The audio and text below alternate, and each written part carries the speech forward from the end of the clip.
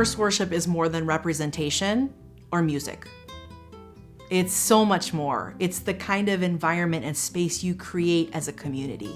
It's what people step into. It's their encounter with God.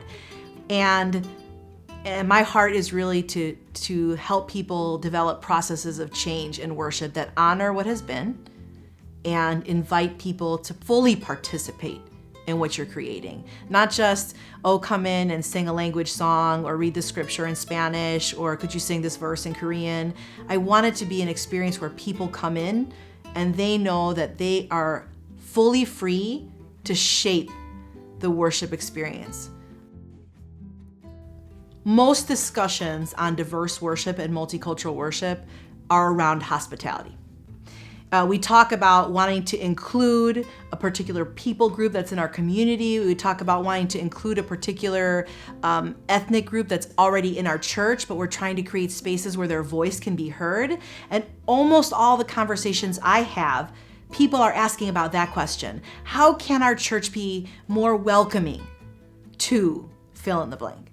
How can we create spaces where this particular people group can feel at home?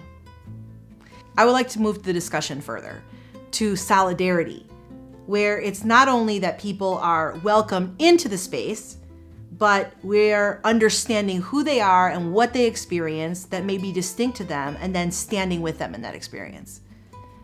And then beyond that, communicating mutuality or need.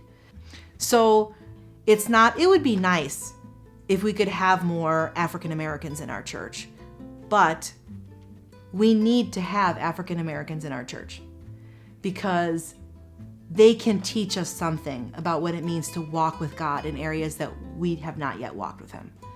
As a community, they have a history, they have a legacy, and their story comes out in their worship.